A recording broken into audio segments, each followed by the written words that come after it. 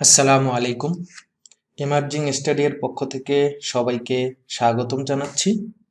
প্রিয় শিক্ষার্থী বন্ধুরা, আশা করি তোমরা সবাই ভালো আছো, নিরাপদে আছো।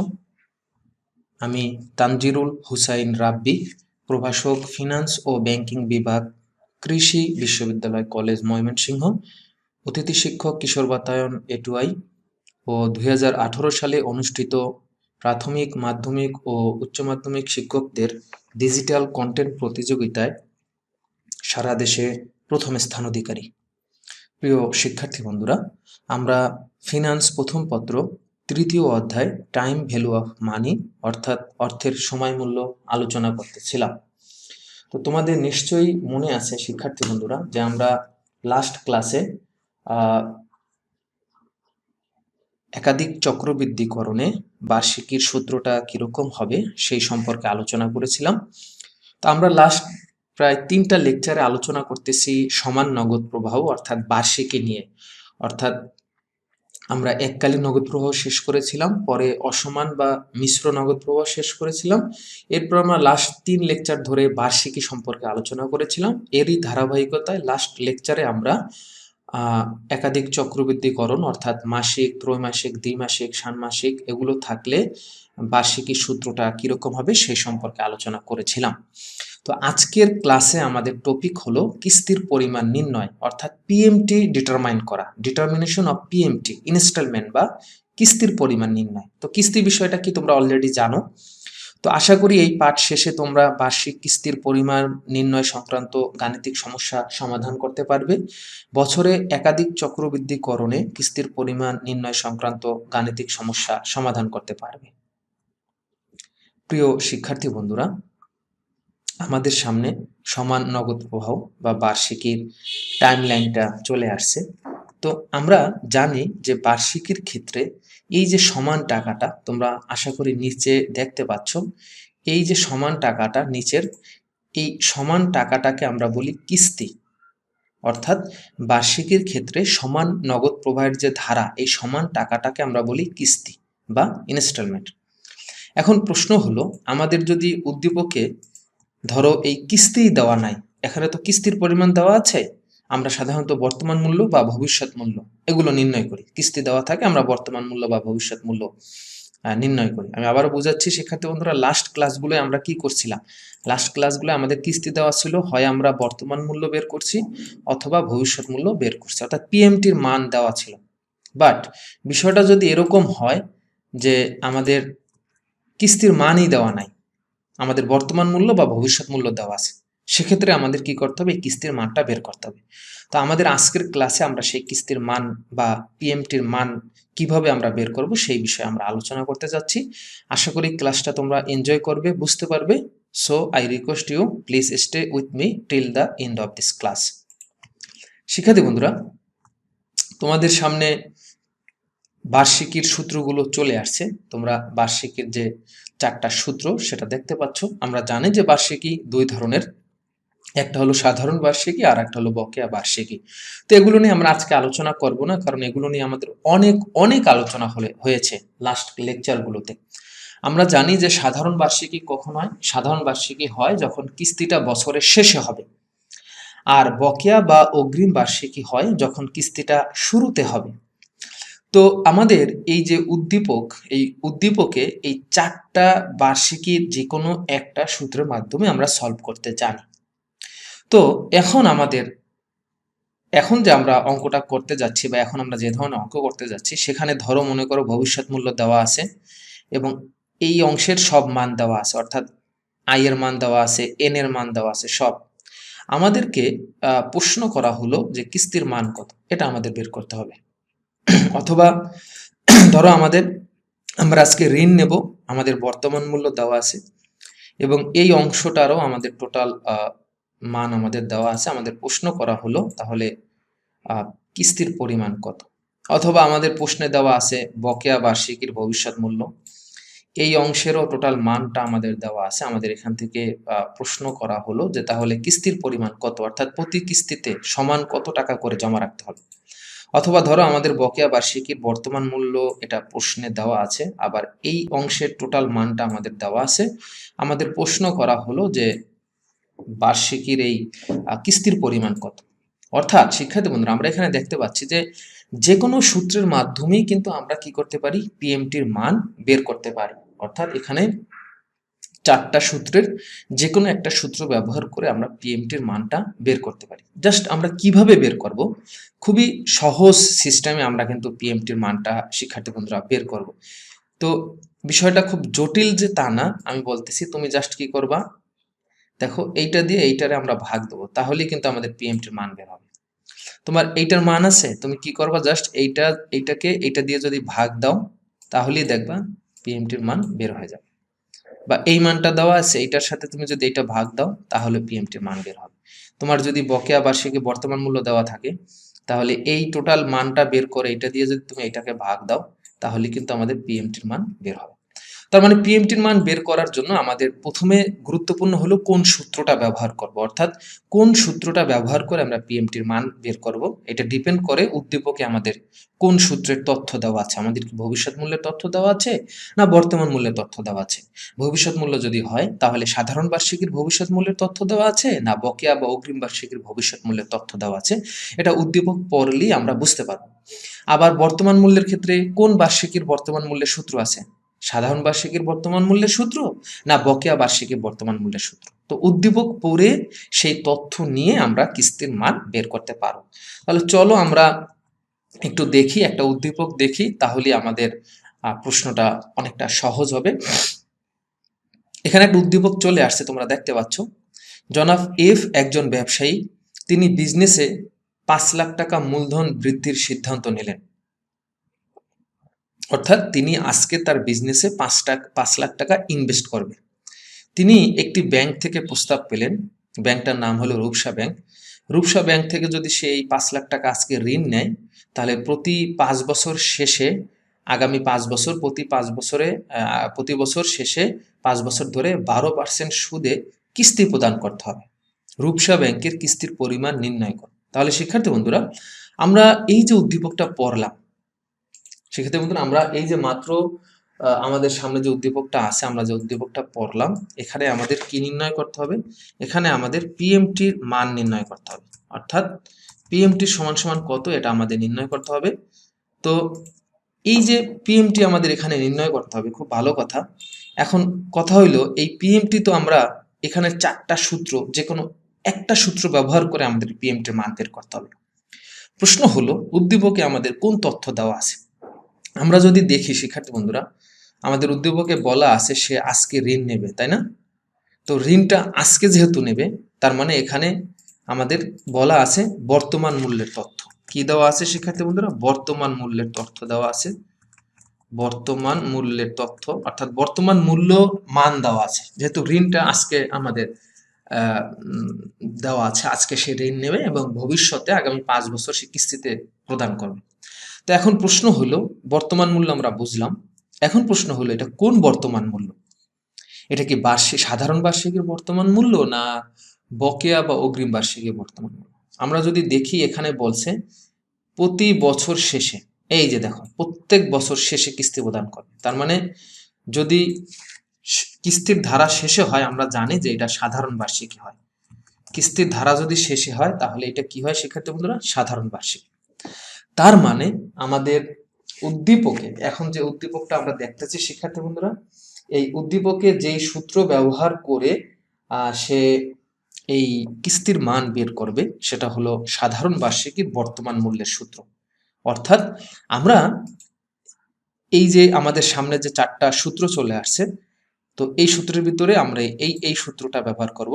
সাধারণ বার্ষিকীর বর্তমান মূল্য, আমাদের এখানে বলা আছে সাধারণ বার্ষিকীর বর্তমান মূল্যের সূত্র ব্যবহার করে আমরা আমাদের এই উদ্দীপকটা কি করব শিক্ষার্থী বন্ধুরা, সলভ করব। তো আশা করি তোমরা বিষয়টা বুঝতে পারছো। তো আমি এখন সূত্রটা বসাই। তাহলে আমরা সূত্র লিখলাম, সাধারণ বার্ষিকী বর্তমান মূল্যের সূত্র আমরা লিখলাম। আমরা জানি যে বর্তমান মূল্যের ক্ষেত্রে পাতলু আগে আসে, মানে 1 আগে আসে এবং পরে মোটু আসে। আর ভবিষ্যৎ মূল্য বললে মোটু আগে আসতো। তো আমরা বর্তমান মূল্যের সূত্রটা সুন্দর করে লিখলাম। তো শিক্ষার্থী বন্ধুরা, আমরা যদি দেখি এখন এটার মানগুলোর আমরা ব্যাখ্যা দিই। এখানে এনইউটির বর্তমান মূল্য হলো 5 লাখ টাকা। হ্যাঁ, এটা আমরা পাইলাম। আমাদের এখানে 5 লাখ টাকা হলো আমাদের বর্তমান মূল্য। সুদের হার হলো 12%। 12%কে আমরা লিখতে পারি 0.12। মেয়াদ হলো 5 বছর। আমাদেরকে বের করতে হবে কিস্তির পরিমাণ কত, মানে পিএমটির মান কত। তো শিক্ষার্থী বন্ধুরা, আমরা এখানে আমাদের সব মানগুলো আছে। এখানে যে আমাদের সূত্র আছে, এই সূত্রে এইটার মান আমাদের আছে এবং এখানে টোটাল মানটা আমাদের কাছে আছে। আমাদেরকে যে কাজটা করতে হবে সেটা হলো পিএমটির মান বের করতে হবে। তো এখন এটা খুব সহজেই আমরা বের করতে পারবো। তো আমরা ধাপে ধাপে আমরা এটা সলভ করবো ইনশাল্লাহ। তো তোমরা তাহলে দেখো, দেখলে বুঝতে পারবা শিক্ষার্থী বন্ধুরা। আমরা এখন মানগুলো বসাইলাম। আমরা এখানে পিভি এর মান বসাইলাম। তোমরা যদি দেখো, এই যে পিভি এর মান 5 লাখ টাকা বসাইলাম। আমাদের আয় হলো 12%, এই যে 12% বসাইলাম। আমাদের বছর হলো 5, এই যে 5 বসাইলাম। আমাদের বের করতে হবে পিএমটি কত। তো এই যে মানগুলো আমরা বসাইলাম শিক্ষার্থী বন্ধুরা, এটা কিন্তু তোমরা খুব সহজেই বসাইতে পারবা, এটা নিয়ে কোনো প্রবলেম নেই। এখন আমরা কি করব, ক্যালকুলেটরে এই অংশটা অর্থাৎ পিএমটির পরের অংশটায় আমাদের মান কত আসে সেটা আমরা শিক্ষার্থী বন্ধুরা বের করব ক্যালকুলেটরে। তাহলে আমরা আমাদের ইসে চলে যেতে পারবো। তো আমরা এখন ক্যালকুলেটরই সেই জিনিসটা তোমাদেরকে একটু দেখাচ্ছি। আশা করি তোমরা শিক্ষার্থী বন্ধুরা এই পাশে ক্যালকুলেটরটা আমাদের চলে আসছে, তোমরা দেখতে পাচ্ছ। তো ক্যালকুলেটরে এখন আমরা এই অংশটা করব। তাহলে আমাদের প্রথমে কি আছে, 1, আমরা 1 লিখলাম, এই যে 1। এরপর আছে -1 প্লাস 0.12 ব্র্যাকেট দিয়ে আমরা ব্র্যাকেট দিলাম 1 প্লাস 0.12 ব্র্যাকেট ক্লোজ, পাওয়ার দিয়ে আমাদের এখানে আছে -5। দেখো শিক্ষার্থী বন্ধুরা, আমরা কিন্তু এখানে যেইটা আছে সেম জিনিসটাই কিন্তু এখানে লিখছি। তো এখন আমরা ভাগ 0.12 দেব না, এটা আমরা গত ক্লাস থেকে জেনেছি। আমরা সমান সমান চাপ দিয়ে সমান সমানটা বের করে পরে আমরা 0.12 দিয়ে ভাগ দেব। তাহলে আমাদের রেজাল্ট কত আসছে দেখো, 0.03604। তো আসলে আমাদের দশমিকের পরে এত সংখ্যা আসলে লাগে না, আমরা এটা একটু কমাই দিতে পারি, এত সংখ্যা আসলে আমাদের লাগে না। তোমরা যখন ক্যালকুলেটরে করবা তখন দেখবা এত সংখ্যা কিন্তু আসলে আসে না, ঠিক আছে। তাহলে আমাদের রেজাল্ট কত আসছে, 3.60477 সামথিং একটা রেজাল্ট আসছে, 3.60477। তো আমরা দেখি এখানে আমাদের এই যে চলে আসছে দেখো 3.60477। এরপর 5 বা 5-এর বেশি থাকার কারণে আমরা 1 যোগ করে দিছি। তো এখানে দেখো আমরা যে কাজটা করছি, পিএমটির সাথে এই অংশটা আমাদের কি আকারে আছে, গুণ আকারে আছে।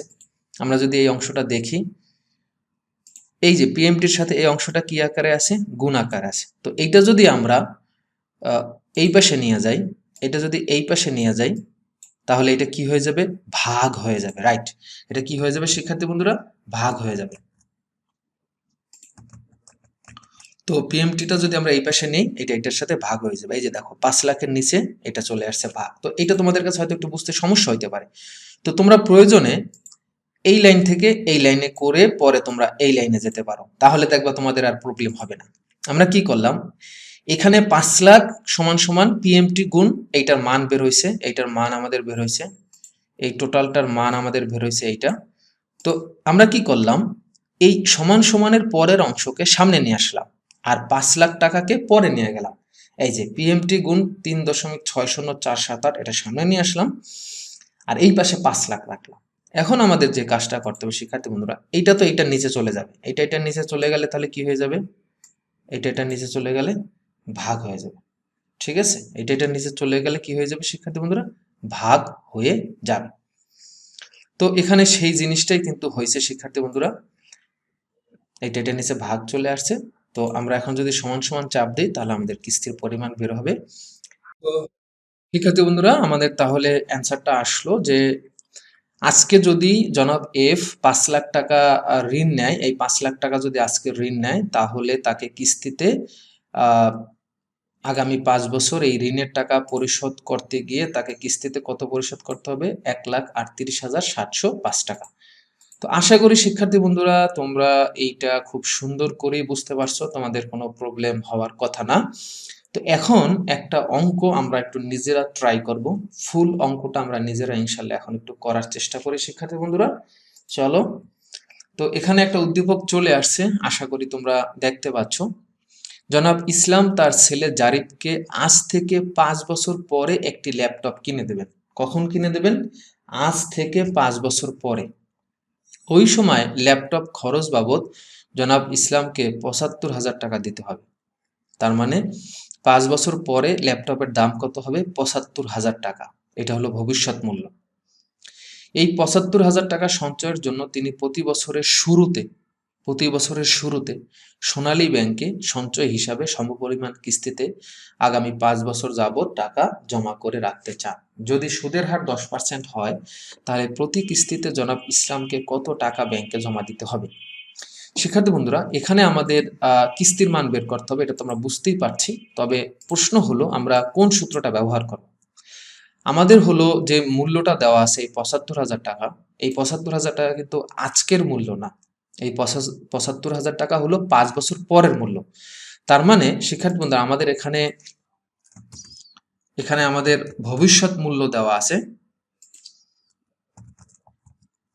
এখানে আমাদের ভবিষ্যৎ মূল্যের মান দেওয়া আছে। ওকে, আচ্ছা, এরপর আসো আমাদের কোন ভবিষ্যৎ মূল্য, সাধারণ বার্ষিকীর ভবিষ্যৎ মূল্য না বকেয়া বার্ষিক?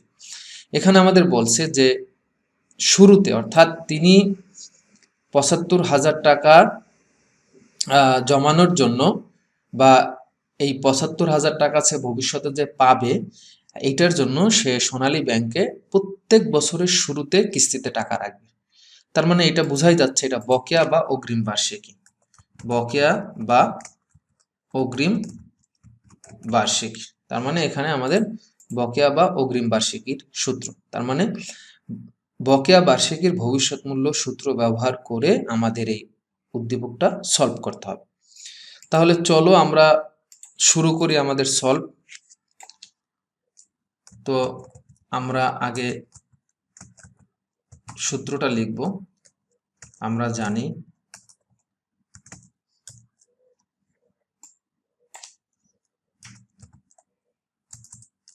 বকেয়া বার্ষিকীর ভবিষ্যৎ মূল্য, আমরা বকেয়া বার্ষিকীর ভবিষ্যৎ মূল্যের সূত্রটা আগে লিখব। জারিফকে আজ থেকে 5 বছর পর ল্যাপটপ কিনে দেবে এবং ওই সময় ল্যাপটপের দাম হলো 75,000 টাকা। তার মানে ল্যাপটপটা কিন্তু আজকে কিনে দেবে না, 5 বছর পরে কিনে দেবে। তার মানে এখানে আমাদের ভবিষ্যৎ মূল্যের মান দেওয়া আছে। কিসের মান দেওয়া আছে শিক্ষার্থী বন্ধুরা? ভবিষ্যৎ মূল্যের মান দেওয়া আছে। তো আমরা এটা একটু কারেকশন করি।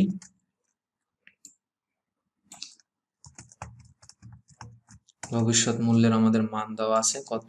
75,000 টাকা। আমাদের সুদের হার আয়ের মান দেওয়া আছে 10%। 10%কে আমরা 0.10 দিতে পারি। মেয়াদ বা সময় আমাদের দেওয়া আছে n, 5 বছর। আমাদের বের করতে হবে কিস্তির পরিমাণ, প্রতি কিস্তিতে তাকে কত টাকা রাখতে হবে সেটা আমাদের বের করতে হবে, হোয়াট। তো আমরা এটা অবশ্যই এটার সাথে সাথে এটা লিখতে হবে। এটা হলো FB, এটা হলো I, এটা হলো N, এটা হলো PMT। ওকে, তো এখন আমরা মান পেলাম। এখন আমরা এখানে সূত্রে আমরা মান বসাবো। আমাদের ভবিষ্যৎ মূল্য আমরা পাইছি শিক্ষার্থী বন্ধুরা 75,000। তো এখানে আমরা বা লিখতে পারি, বা যেহেতু আমরা এখানে নিচে নিচে লিখবো তাই আমরা বা শব্দটা লিখে দিলাম। পিএমটির মান আমাদের জানা নাই, তো আমরা এখানে এই অংশটা আমাদের করতে হবে শিক্ষার্থী বন্ধুরা। আমরা ব্র্যাকেটের কাজটা করি।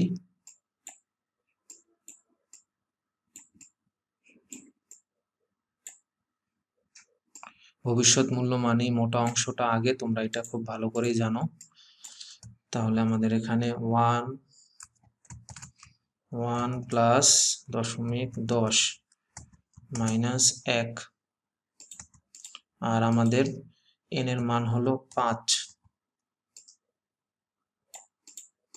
নিচে হবে 0.10, আর বকেয়া বার্ষিকী, এটা যেহেতু শুরুতে সে কিস্তি প্রদানের কথা বলছে, বকেয়া বার্ষিকী মানে বাড়তি একটা ঝামেলা। তো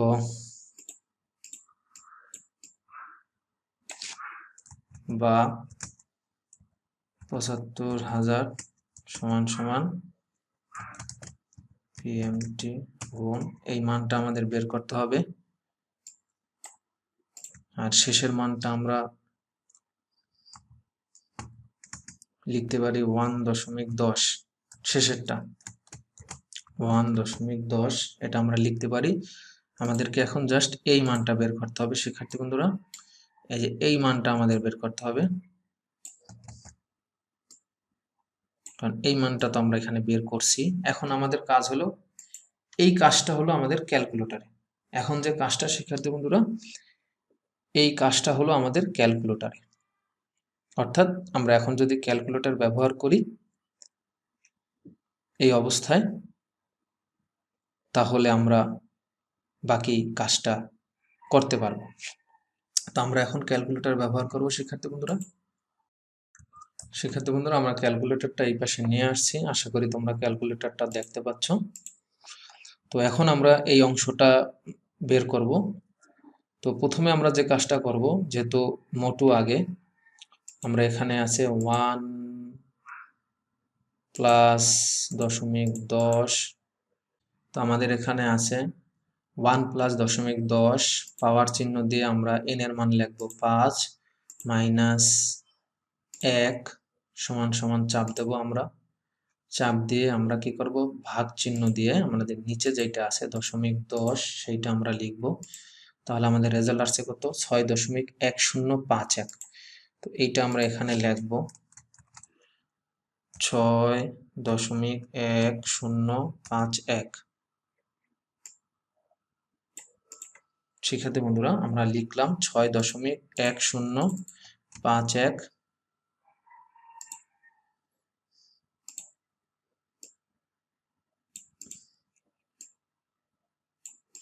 তো সেক্ষেত্রে বন্ধুরা তোমাদেরকে আবারও বলতেছি যে অনেক সময় আমাদের কিছু ভুল হতে পারে, তো যাতে ভুল না হয় সেজন্য তোমাদের আমি সূত্র শিখাই দিছি যে ভবিষ্যৎ মানি মোটু আগে, আর ভবিষ্যৎ মানি এন পজিটিভ, বর্তমান মানে এন নেগেটিভ। তো এখানে আমরা ভুলে -5 দিছিলাম, পরক্ষণেই আমাদের মনে পড়ছে, তো এটা তো ভবিষ্যৎ মূল্যের সূত্র, ভবিষ্যৎ মূল্যের ক্ষেত্রে তো এন সবসময় পজিটিভ হয়।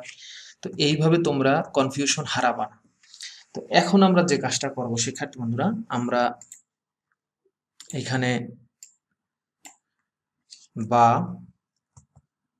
আমরা সাইডটা চেঞ্জ করে দিতে পারি। তো পিএমটিটা আমরা এই পাশে নিয়ে আসি, পিএমটি গুণ এই অংশটা আমরা এই পাশে নিয়ে আসি, 6.1051 গুণ 1.10 সমান সমান 75,000 যেটা আছে।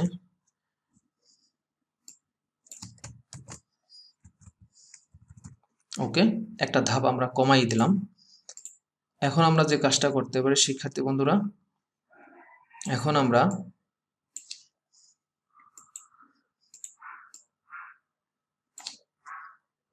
বা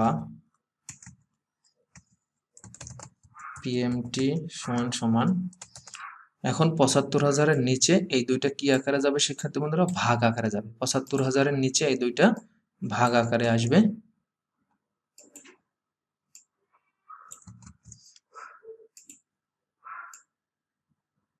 উপরে 75,000 আর এই দুই নিচে এটা ভাগ আকারে আসবে। 75,000 উপরে গেল আর নিচে এই দুইটা ভাগ আকারে আসবে, এবং এটা তুমি ব্র্যাকেট দিয়ে রাখতে পারো, তাহলে তুমি যখন ক্যালকুলেটরে করবা তখন এই ব্র্যাকেট দিয়েই করবা। 1051 গুণ 1.10 মাঝখানে একটা গুণ চিহ্ন আসবে, আমরা একটা গুণ চিহ্ন দেই। ওকে, তাহলে আমাদের পিএমটির রেজাল্ট এখন বের হবে শিক্ষার্থী বন্ধুরা।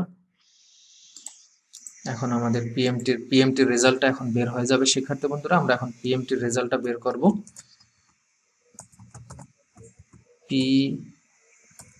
পিএমটি সমান সমান আমাদের রেজাল্টটা বের হবে। এখন এই অংশটা আমরা ক্যালকুলেটরে কিভাবে করব সেই জিনিসটা আমি তোমাদেরকে এখন দেখাচ্ছি শিক্ষার্থী বন্ধুরা। তোমরা ভালো করে খেয়াল করো, তাহলে বুঝতে পারবা। তো প্রথমে আমরা ৭৫,০০০ লিখবো। এই যে ৭৫,০০০ লিখলাম, ভাগ চিহ্ন দিয়ে আমরা কি করবো, একটা ব্র্যাকেট দেবো। ব্র্যাকেট দিয়ে ৬.১০৫১, এরপর কি আছে, গুণ চিহ্ন, গুণ ১.১০ ব্র্যাকেট ক্লোজ সমান সমান চাপ দেবো, আমাদের রেজাল্ট বের হয়ে যাবে ১,১১,০৬৮ টাকা। ঠিক আছে, সরি, আমাদের এটা না, আমাদের আসছে ১১,১৬৮ টাকা রেজাল্ট। ১১,১৬৮। তার মানে জনাব ইসলামকে আগামী ৫ বছরের শুরুতে ১১,১৬৮ টাকা করে কিস্তি প্রদান করতে হবে। তো শিক্ষার্থী বন্ধুরা, আমরা বুঝতে পারছি, আশা করি তোমরা বিষয়টা ক্লিয়ার হয়েছো। আমি এই ক্যালকুলেশনটা আবার একটু দেখাচ্ছি। ক্যালকুলেশনটা আমরা কিভাবে করলাম। আমরা প্রথমে ব্র্যাকেটের ভিতরে যেটা আছে 1+10.10, উপরে পাওয়ার হলো আমাদের ৫, পরে হলো আমাদের -১ সমান সমান চাপ দিয়ে নিচের যে অংশটা আছে 0.10, ৬.১০৫১, আর পাশের যে অংশটা আমাদের আছে বাড়তি ঝামেলা 1+10.10, তো এটার মান আছে ১.১। তো আশা করি শিক্ষার্থী বন্ধুরা এই বিষয়টা তোমরা ক্লিয়ারলি বুঝতে পারছো। এটা তোমাদের ক্লিয়ার হয়েছে আমার বিশ্বাস। তো আমরা আরেকটা উদ্দীপক দেখি। আমাদের এই উদ্দীপকটা আমাদের সলভ হয়ে গেছে শিক্ষার্থী বন্ধুরা। আমরা আরেকটা উদ্দীপক এখন দেখব। শিক্ষার্থী বন্ধুরা, আমাদের সামনে আরেকটি উদ্দীপক চলে আসছে, তোমরা হয়তো উদ্দীপকটা দেখতে পাচ্ছ। তো উদ্দীপকটা আমি পড়তেছি, তোমরা ভালো করে খেয়াল করো। তুমি আজ থেকে ৫ বছর পর একটি বাড়ি কিনবে। কখন কিনবে? আজ থেকে ৫ বছর পরে। ওই সময় তোমাকে এককালীন পরিশোধ করতে হবে ৫ লাখ টাকা। তার মানে আজ থেকে ৫ বছর পর তোমাকে পরিশোধ করতে হবে ৫ লাখ টাকা। তাহলে এই ৫ লাখ টাকা আমাদের হলো কি, ভবিষ্যৎ মূল্য। কারণ এটা আমার এখন পরিশোধ করতে হবে না শিক্ষার্থী বন্ধুরা, কখন পরিশোধ করতে হবে? আজ থেকে ৫ বছর পর। ওকে, এই ৫ লাখ টাকা সঞ্চয়ের জন্য তুমি প্রতি বছর শেষে, তার মানে এখানে প্রতি বছরের শেষে বলছে, প্রতি বছরের শেষে, শিক্ষার্থী বন্ধুরা শব্দটা খেয়াল করো তাহলে বুঝতে পারবা। এখানে আমাদের স্পষ্টভাবে বলছে প্রতি বছর শেষে তুমি কি করবা, আইএফআইসি ব্যাংকে সমপরিমাণ কিস্তিতে আগামী ৫ বছর যাবত টাকা জমা করবা। তার মানে শিক্ষার্থী বন্ধুরা এখানে আমাদের শেষে বলার কারণে এটা হলো সাধারণ বার্ষিকী। তার মানে আমাদের এখানে যে মানটা দেওয়া আছে শিক্ষার্থী বন্ধুরা সেটা হলো সাধারণ বার্ষিকীর ভবিষ্যৎ মূল্য। সুদের হার ৬% আমাদের দেওয়া আছে। আমাদের বের করতে হবে প্রতি কিস্তিতে কত টাকা করে ব্যাংকে জমা দিতে হবে, অর্থাৎ আমাদের কিস্তির পরিমাণ বের করতে হবে। এবং মান দেওয়া আছে কি, সাধারণ বার্ষিকীর ভবিষ্যৎ মূল্য। তো আমরা এটা নির্ণয় করি শিক্ষার্থী বন্ধুরা। আমরা উপরে লিখি কিস্তির পরিমাণ নির্ণয়। ওকে, তো আমরা সূত্রটা লিখি শিক্ষার্থী বন্ধুরা। আমরা এখানে যে সূত্রটা ব্যবহার করব সেটা হলো সাধারণ বার্ষিকীর ভবিষ্যৎ মূল্যের সূত্র, প্রথমে আমাদের পিএমটি আসবে, পরে আমরা মানটা বসাবো। আমরা জানি শিক্ষার্থী বন্ধুরা যে ভবিষ্যৎ মূল্যের ক্ষেত্রে পাতলু আগে আসে, আর ভবিষ্যৎ মূল্য এটা বলছে সাধারণ বার্ষিকী, তার মানে বাড়তি কোনো ঝামেলার প্যারা নাই। তো আমরা মোটুকে আগে দেব। আমরা জানি যে ভবিষ্যৎ মূল্য মানি মোটু আগে, 1 প্লাস আই, আর ভবিষ্যৎ মূল্যের ক্ষেত্রে শিক্ষার্থী বন্ধুরা এনটা আসে কি পজিটিভ এন, নিচে হলো আই লিখলাম। এখন আমরা মান বসাবো। এখানে আমরা মানটা ব্যাখ্যাটা দেখাই দেব।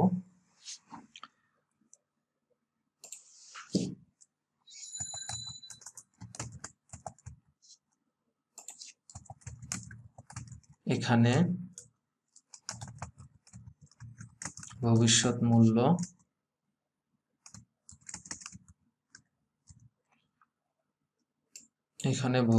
মূল্য হলো আমাদের 5 লাখ।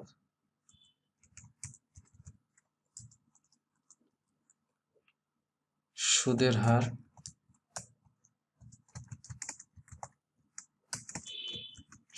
হলো আই হলো আমাদের 6%। 6%কে আমরা লিখতে পারি 0.06। আমরা জানি যে একক সংখ্যার পার্সেন্টের ক্ষেত্রে তাকে দশমিক করতে হলে তার আগে একটা শূন্য বসাইতে হয়।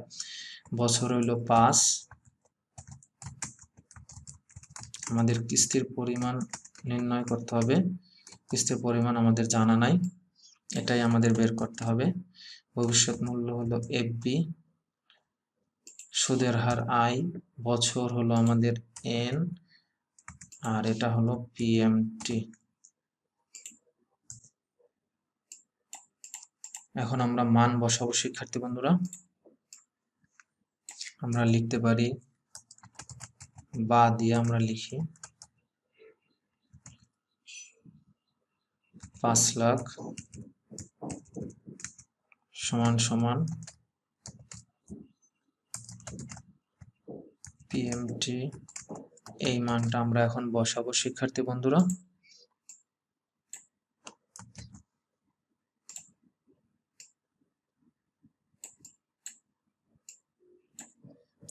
সূত্র আমাদের ভুল করলে কিন্তু শিক্ষার্থী বন্ধুরা অঙ্ক হবে না, তাই তোমরা কেয়ারফুলি সঠিক সূত্রটা ব্যবহার করো। বিশেষ করে কিস্তির মান নির্ণয়ের ক্ষেত্রে সঠিক সূত্র না বসালে কিন্তু অঙ্ক হবে না। 1 প্লাস আই এর মান হলো 0.06 মাইনাস 1। এন হলো আমাদের 5 বছর। ভবিষ্যৎ মূল্যে এন পজিটিভ হয়। এই যে বারবার একটা জিনিস তোমাদের বলি যে ভবিষ্যৎ মানে এন পজিটিভ, বর্তমান মানে এন নেগেটিভ। তুমি যদি কোথাও ভুল করো তুমি কিন্তু অলরেডি নিজেরটা নিজেই ধরতে পারবা যে এটা তো মোটা, এটা তো পাতলু, এটা তো এইটা, এটা তো এইটা, তাই না? তো আশা করি তোমরা এভাবে আমি যে সূত্র শেখাই দিলাম এই সূত্রের মাধ্যমে তোমরা এটা বের করতে পারবা। তো এখন আমরা এটা ক্যালকুলেটরে করব। ক্যালকুলেটর করার জন্য আমাদের যে কাজটা করতে হবে শিক্ষার্থী বন্ধুরা, আমরা আগে এই ব্র্যাকেটের অংশটা লিখব 1 প্লাস 0.06।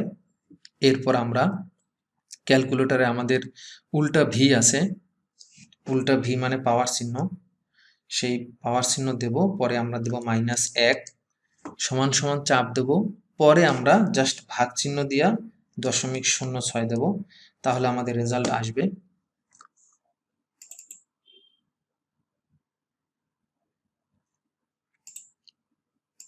আমাদের এখানে রেজাল্ট আসছে 5.6370। শূন্যর পরে আমাদের 9 আছে, তাই আমরা 1 দেব, কারণ 5 বা 5-এর বেশি থাকলে আমরা 1 যোগ করি। 637 1। তো এটা তোমরা জানো। তো এখন আমরা কি করব, পিএমটির এটা জাস্ট এটার নিচে ভাগ হয়ে যাবে। এই অংশটা এটার নিচে কি হয়ে যাবে শিক্ষার্থী বন্ধুরা, ভাগ হয়ে যাবে। এটা এটার নিচে এখন জাস্ট ভাগ হয়ে যাবে।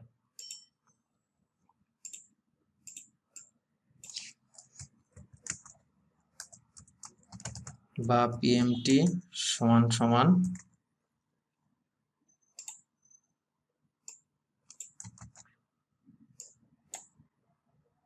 উপরে থাকবে 5 লাখ,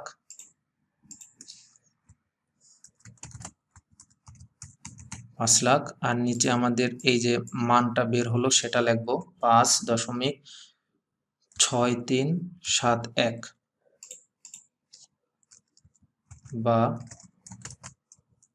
পিএমটি সমান সমান আমরা 5 লাখকে ক্যালকুলেটরে 5.6371 দিয়ে ভাগ দেব,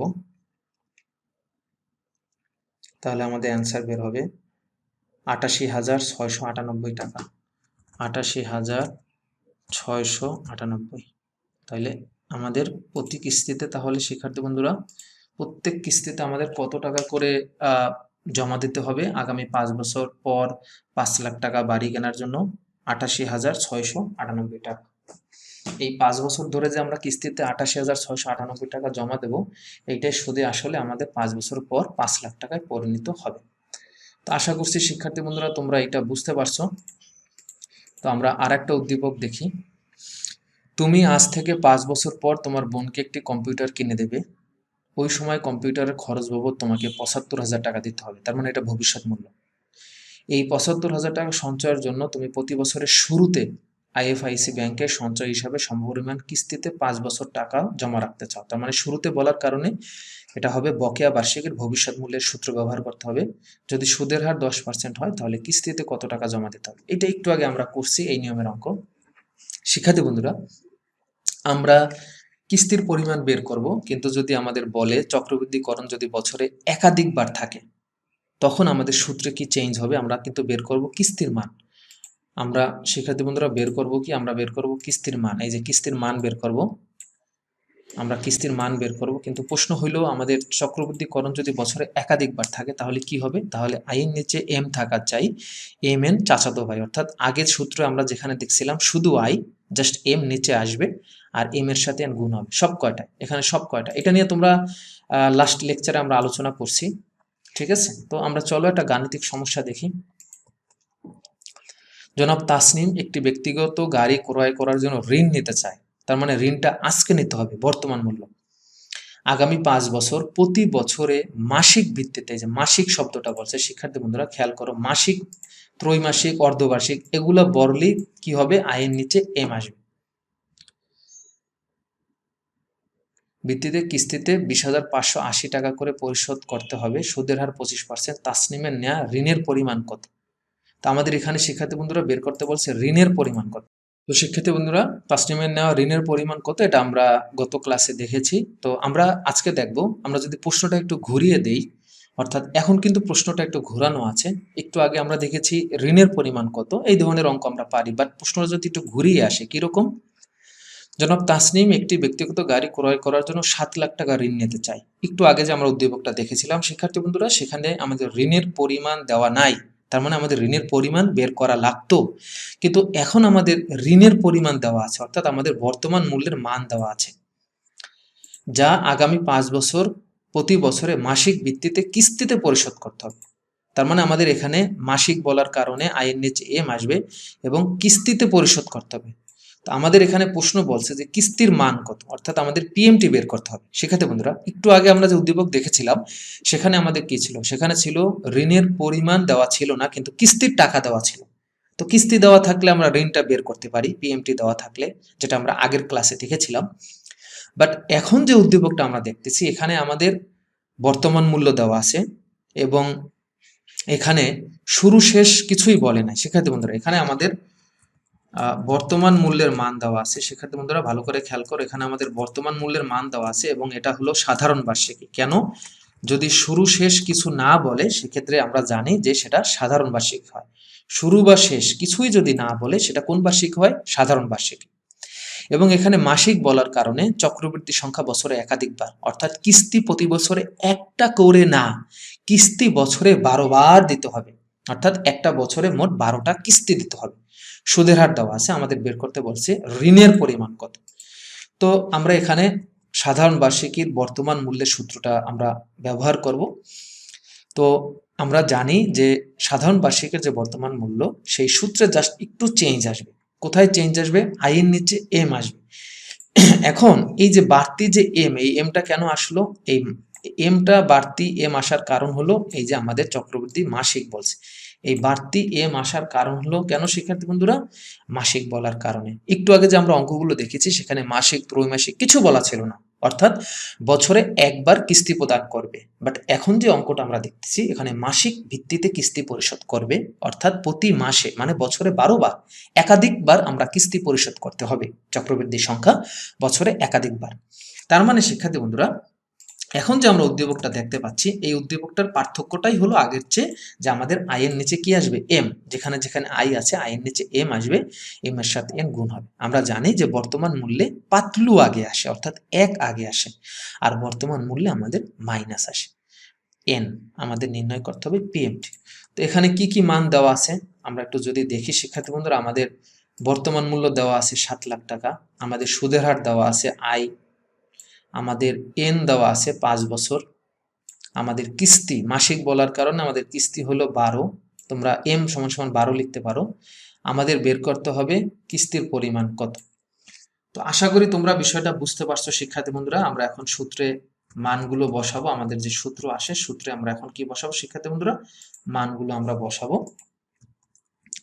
সূত্রে আমরা মান বসাইলাম, বর্তমান মূল্য অর্থাৎ ঋণের পরিমাণ 7 লাখ টাকা, পিএমটি, পাতলু আগে 1 মাইনাস 1 প্লাস আমাদের সুদের হার 0.25, আমাদের এম হলো 12 মাইনাস উপরে হলো এম, এম এন অর্থাৎ এম হলো 12, এন হলো 5, উল্টাপাল্টা করে না দিয়ে তোমরা এভাবেও লিখতে পারো, 12 গুণ 5ও দিতে পারো, সমস্যা নাই। নিচে হলো 0.25 ভাগ 12।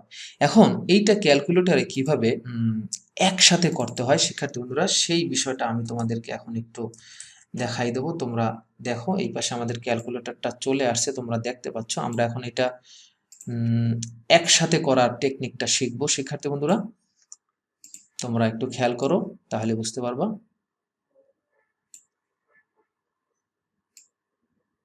ওকে, আমরা যে কাজটা করব, আমাদের আগে কি করতে হবে? দশমিকের ভিতরে আমাদের ফার্স্ট ব্র্যাকেটের ভিতরে কাজ করতে হবে, তাই না? তার মানে ফার্স্ট ব্র্যাকেটের ভিতরে আবার এই ভাগের কাজটা করতে হবে। তার মানে 0.25 ভাগ 12 দিলাম সমান সমান প্লাস 1 দিলাম। এখন এটার উপরে পাওয়ার আছে, পাওয়ার দিয়ে আমরা এভাবে করতে পারি 5 গুণ 12, এভাবেও করতে পারি, অথবা আমরা এভাবেও করতে পারি, সরাসরি 5 12 60 সেটাও দিতে পারি। দিলাম। তো টোটাল রেজাল্টটার সামনে আমাদের কি আছে? 1, তাই না? 1 মাইনাস আছে, তার মানে 1 আমরা মাইনাস দিলাম, রেজাল্ট বের হলো। তো এখানে অনেক বড় মান, এত বড় মান আমাদের দরকার নাই, আমরা একটু ছোট করলাম। ক্যালকুলেটরে আমাদের ছোট করা অবস্থায় আসবে, এটা নিয়ে টেনশন করার কারণ নাই। নিচে আমাদের কি আছে? 0.25 ভাগ 12 সমান সমান চাপ দিলে আমাদের বের হলো 34.07001। তার মানে আমরা এখন এই মানটা এখানে বসাবো শিক্ষার্থী বন্ধুরা। এই যে আমাদের মান বের হয়ে গেল 34.07001। পরে আমরা সাইড চেঞ্জ করতে পারি, অথবা পিএমটি সমান সমান এই মানটা সরাসরি বের করতে পারি, 7 লাখের নিচে এটা চলে আসবে।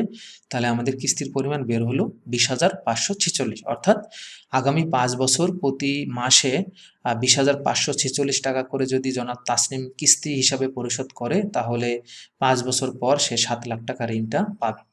তো ক্যালকুলেটরে ব্যবহারজনিত সমস্যা, এটা আমরা গত ক্লাসে দেখেছি, এর আগের ক্লাসেও দেখেছি। আমাদের tan ইনভার্সের মান আসলে আমরা শিফট ইএনজি 2 বার করে চাপ দেব। তো আশা করি শিক্ষার্থী বন্ধুরা আজকে মোটামুটি বড় একটা ক্লাস নিয়েছি এবং তোমাদের সমস্যাগুলো আমি সমাধান করার চেষ্টা করেছি। তোমরা এই ধরনের অঙ্ক উদাহরণ থেকে বেশি প্র্যাকটিস করবা, যদিও কিস্তির মান নির্ণয় করার ক্ষেত্রে আইন নিচে এম এটা খুবই কম আসে। তো সবাই ভালো থাকবা, নিরাপদে থাকবা। আসসালামু আলাইকুম রহমতুল্লাহ।